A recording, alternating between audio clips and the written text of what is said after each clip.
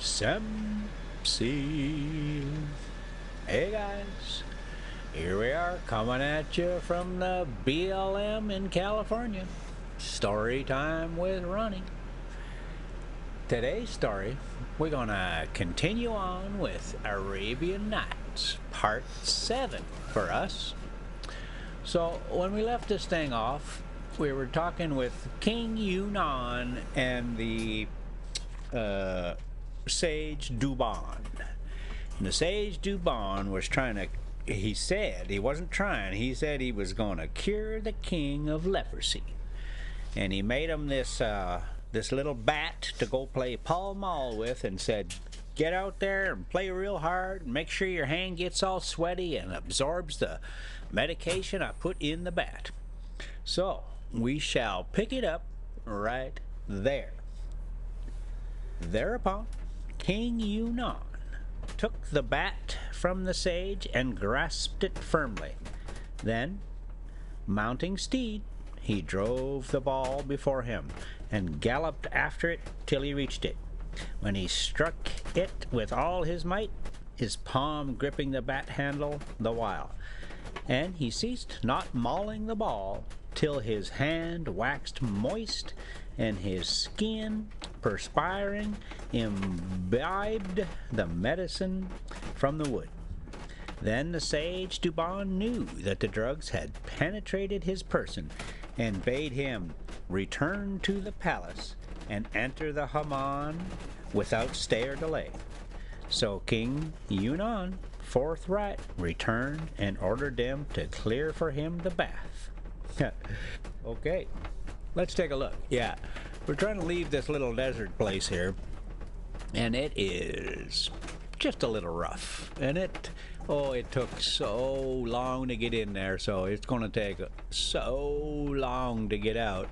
And I won't make you go through it. We'll just kind of go on by, get around a corner here. You'll get a good feel for just the desolation of the desert that we're out there in. And you know, when they see a big old Class A diesel pusher out there in the desert like that, everybody's like, holy cow, I didn't know you could do that. Well, big wheels, they go anywhere. Okay, so they ordered him to clear the bath for him. Okay, they did so, the carpet spreaders making all haste, and the slaves all hurry and got ready a change of raiment for the king. He entered the bath and made the total ablution long and thoroughly, then donned his clothes within the Hammam and rode therefrom to his palace, where he lay him down and slept. Such was the case with King Yunnan. But as regards the sage Duban, he returned home and slept as usual. And when morning dawned, he repaired to the palace and craved audience. The king ordered him to be admitted. Then, having kissed the ground between his hands, in allusion to the king, he recited these couplets with solemn intonation. Oh, thank you. So we're going to leave that that noisy dirt path desert stuff out here, and we're going to get on this noisy pavement road. So here we are. This where we're going to pick this up on the drive here is that's a little community called the Morongo Valley, and we're going to slide on down the canyon here, and we're going to end up in Palm Springs. And it's a pretty little drive. You'll see it as we go down there. All of a sudden the windmills show up, and you'll hear the wind. So yeah, let's get back to it now. All right, so I'm delaying things because there's one of these poems or that stuff again. So all right, get your chewing out, let's do it. Here we go. Happy is eloquence when thou art named her sire, but mourns she when as other men the title claimed. O Lord of fairest presence, whose illuming rays clear off the fogs of doubt, yea, feeling deeds high famed. Ne'er cease thy face to shine like dawn and rise of morn, and never show time's face with heat of ire inflamed. Thy grace hath favored us with gifts that worked such wise as rain clouds raining on the hills by words inframed. Freely thou lavish'st thy wealth to rise on high, till won from time the heights whereat thy grandeur aimed. You know, I had a pretty good grasp of it until we got that very last part there. Now, you know what? I'm going to have to go back and double check it and see what the heck that means. All right. Now, when the sage ceased reciting, the king rose quickly to his feet and fell on his neck. Then, seating him by his side, he bade dress him in a sumptuous dress. For as it had happened that when the king left the Hammam, he looked at his body and saw no trace of leprosy. The skin was all clean as virgin silver. He joyed thereat with exceeding joy. His breast broadened with delight, and he felt thoroughly happy. Presently, when it was full day, he entered his audience hall and sat upon the throne of his kingship, whereupon his chamberlains and grandees flocked to the presence, and with them the sage Duban. Seeing the leech, the king rose to him in honor and seated him by his side. Then the food trays, furnished with the daintiest viands, were brought, and the physician ate with the king, nor did he cease accompanying him all that day. Moreover, at nightfall he gave the physician Duban 2,000 gold pieces, besides the usual dress of honor and other gifts galore, and sent him home on his own steed. After the sage had fared forth, King Yunnan again expressed his amazement at the leech's art, saying, "This man medicined my body from without, nor anointed me with aught of ointments. By Allah, surely this is none other than consummate skill. I am bound to honor such a man with rewards and distinction, and take him to my companion and my friend during the remainder of my days." So King Yunnan passed the night in joy and gladness, for that his body had been made whole, and had thrown off so pernicious a malady. On the morrow, the king went forth from his Sarajalo, and sat upon his throne, and the lords of estate stood about him, and the emirs and the wazirs sat as was their wont, on his right hand and in his left. Then he asked for the sage Duban, who came in and kissed the ground before him. When the king rose to greet him, and, seating him by his side, ate with him and wished him long life. Moreover, he robed him and gave him gifts, and ceased not conversing with him until night approached. The king ordered him, by way of salary, 5 dresses of honor and 1,000 dinars. The physician returned to his own house full of gratitude for the king. Now, when next morning dawned, the king repaired to his audience hall, and his lords and nobles surrounded him, and his chamberlains and his ministers, as the white enclotheth the black of the eye. Now the king had a wazir among his wazirs, unsightly to look upon, an ill-omened spectacle, sordid, ungenerous, full of envy and evil will. Why would you keep this guy around?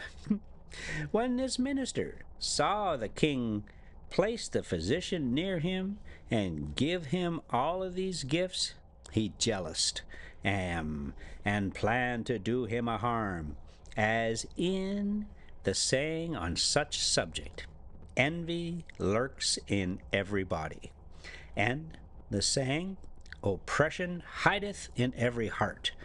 power revealeth it, and weakness conceal it. Then the minister came before the king, and kissing the ground before his hand, said, O King of the age, and of all time, thou in whose benefits I have grown to manhood, I have weighty advice to offer thee, and if I will withhold it, I were a son of adultery, and no true born man. Wherefore, an thou ordered me to disclose it, I will do so forthwith, quoth the king. And he was troubled at the words of the minister. And what is this counsel of thine? Quoth he, O glorious monarch, the wise of old have said, whoso regardeth not the end hath not fortune to friend. And indeed, I have lately seen the king on far other than the right way, for he lavish large stress on his enemy, on one whose object is the decline and fall of his kingship. To this man he hath shown favor, honoring him with over honor and making of him an intimate. Wherefore I fear for the king's life. The king, who was so much troubled and changed color, asked, Whom cast thou suspect? And anent, who does it thou hint? And the minister answered, O king, and thou be asleep, wake up. I point to the physician Duban. Rejoined the king, Fie upon thee!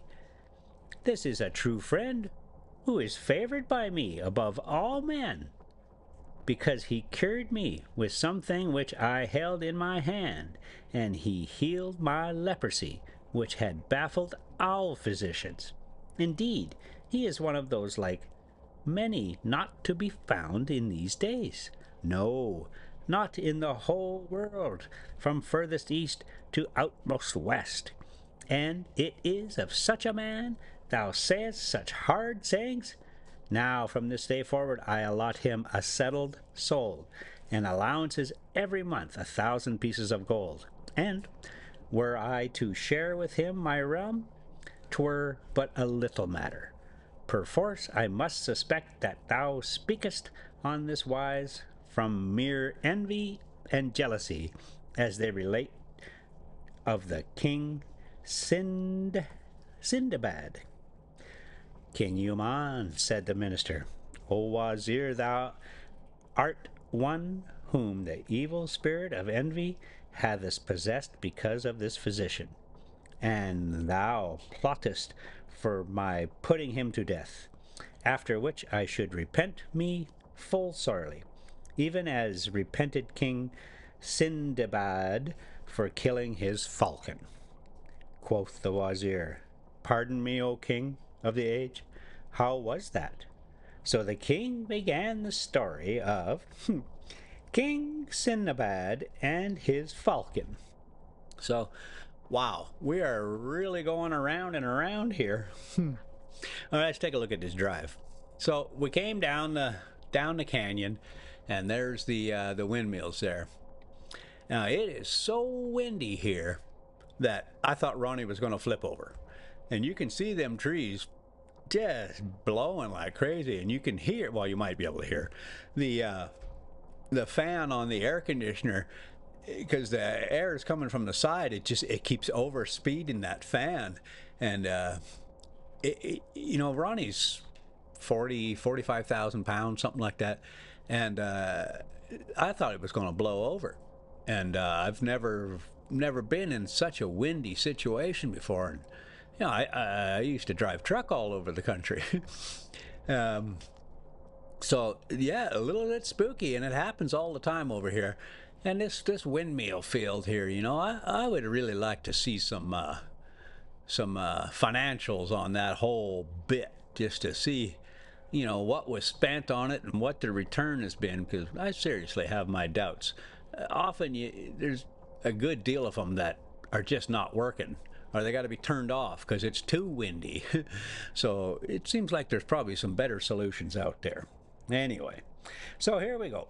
King Cinnabad and his King Cinnabon and his falcon. Okay, it's not Cinnabon. It is said, but Allah is all-knowing, that there was a king of the kings of Fars, who was fond of pleasuring and diversion, especially coursing and hunting. He had reared a falcon which he carried all night on his fist, and whenever he went a-chasing he took with him this bird. And he bade make for her a golden couplet hung around her neck to give her drink therefrom.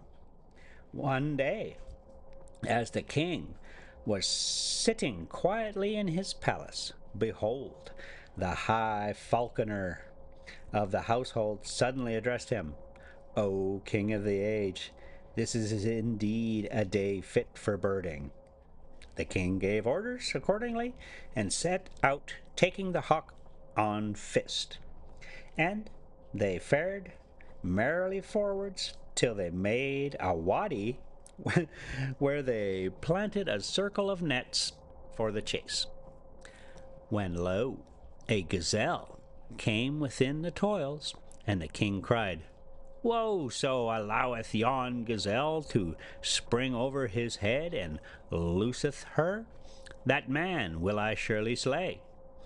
Then narrowed the nets about the gazelle when she drew near the king's station, and, planting herself on her hind quarter, crossed her forehand over her breast, as if about to kiss the earth before the king.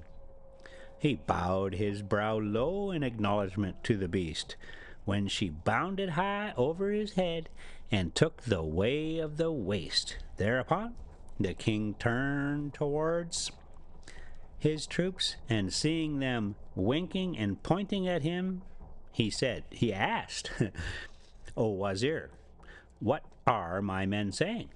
And the minister answered, They say thou didst proclaim that whoso alloweth the gazelle to spring over his head, that man shall be put to death. Quoth the king, Now, by the life of my head, I will follow her up till I bring her back. So he set off galloping on the gazelle's trail, and gave not over tracking till he reached the foothills of a mountain chain where the quarry made for a cave. Then the king cast off at it the falcon, which presently caught it up, and, swooping down, drove her talons into the eyes, bewildering and blinding it. And the king drew his mace and struck a blow which rolled the game over. He then dismounted, and, after cutting the antelope's throat and flaying the body, hung it to the pommel of his saddle. Okay, so here we are making the big turn onto I-10, and it's kind of cool, kind of neat looking, but that's a lot of money out there. That's a lot of money out there. And I just wonder what the return has been. Okay, so he hung it from the now. The time was that of the siesta, and the wold was parched and dry. And the wold? There's so many damn misprints in this thing. Nor was any water to be found anywhere, and the king thirsted, and his horse also. So he went about searching till he saw a tree dropping water, as it were melted butter from its boughs. Thereupon the king, who wore gauntlets of skin to guard him against poisons, took the cup from the hawk's neck, and filling it with the water, set it before the bird. And lo, the falcon struck it with her pounces and upset the liquid. The king filled it a second time with the drops, thinking that his hawk was thirsty. But the bird again struck at it, the cup, with her talons, and overturned it. Then the king waxed wroth with the hawk, and filling the cup a third time, offered it to his horse. But the hawk upset it with a flirt of its wings. Quoth the king, Allah confound thee, thou unluckiest of flying things! Thou keepest me from drinking, and thou deprivest thyself also, and the horse. So he struck the falcon with his sword and cut off her wing. But the bird raised her head and said by signs, Look at that which hangeth on the tree. The king lifted up his eye accordingly, and caught sight of the brood of vipers, whose poisoned drops he mistook for water.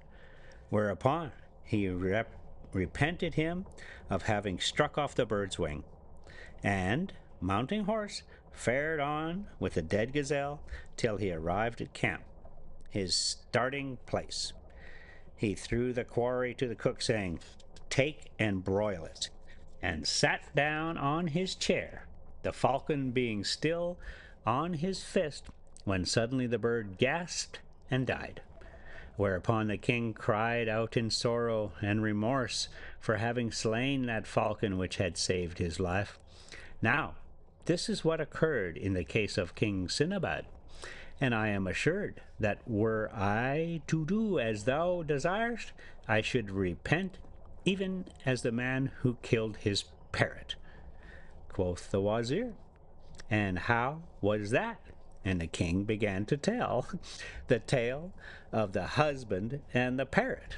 Okay, man, we are really going in circles here. Let's take a look and we'll see where we're at.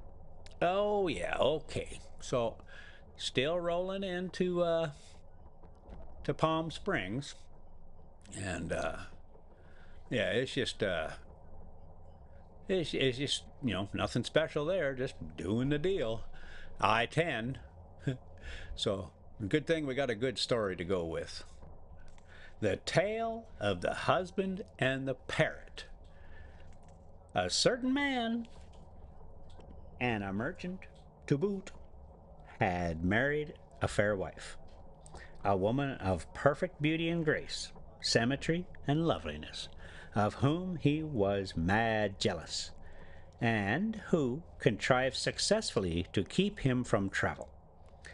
At last an occasion compelled him to leave her. He went to the bird market and bought him for 100 gold pieces a she parrot, which he set in his house to act as duenna, expecting her to acquaint him on his return with what had passed during the whole time of his absence. For the bird was keening and cunning, and never forgot what she had seen and heard.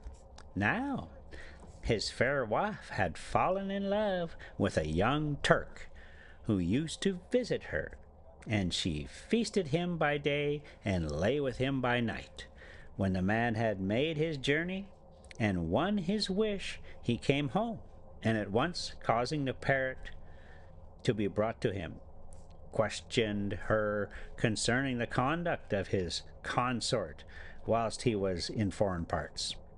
Quoth she, Thy wife hath a man friend who passed every night with her during thine absence. Thereupon the husband went to his wife in a violent rage, and bashed her with a bashing serve enough to satisfy anybody. The woman, suspecting that one of the slave girls had been tattling to the master, called them together and questioned them upon their oaths, when all swore that they had kept the secret, but that the parrot had not, adding, And we heard her with our own ears. Upon this, the woman bade one of the girls to set a hand mill under the cage and grind therewith, and a second to sprinkle water through the cage roof, and a third to run about right and left, dashing a mirror of bright steel through the livelong night. Next morning, when the husband returned home after being entertained by one of his friends, he bade bring the parrot before him, and asked what had taken place whilst he was away. Pardon me, O master, quoth the bird, I could neither hear nor see aught by reason of the exceeding murk and the thunder and lightning which lasted throughout the night. As it happened to be summer tide, the master was astounded and cried, But where are now in mid Tamazu? No, Tammuz, and this is not the time for rains and storms. Ay, by Allah, rejoined the bird, I saw with these eyes what my tongue hath told thee. Upon this, the man, not knowing the case, nor smoking the plot, waxed exceeding wroth, and, holding that his wife had been wrongly accused, put forth his hand, and pulling the parrot from her cage, dashed her upon the ground with such force that he killed her on the spot. Some days afterwards, one of his slave girls confessed to him the whole truth. Yet he would not believe it till he saw the young Turk, his wife's lover, coming out of her chamber, when he bared his blade and slew him by a blow on the back of the neck, and he did the same by the adulteress. And thus the twain, laden with mortal sin, went straightways to eternal fire. Then the merchant knew that the parrot had told the truth, anent all she had seen, and he mourned grievously for her loss, when mourning availed him not. The minister, hearing the words of the king Yunnan, rejoined, O monarch, high in dignity, and what harm have I done him, and what evil have I seen from him, that I should compass his death? I would not do this thing, save to serve thee, and soon shalt thou sight that it is right, and if thou accept my advice, thou shalt be saved. Otherwise, thou shalt be destroyed, even as a certain wazir who acted treacherously by the young prince. Asked the king, how was that? And the minister thus began, the tale of the prince and the ogress. All right, I think we're going to probably stop it right there. Let's take a look and see where we're at. But I'm betting we're getting pretty close to the end of this thing. Oh yeah, here we go. So next time, guys, we'll pick it up next time. Thanks for coming along. Sam, see. Oh yeah, Rosie, do your thing.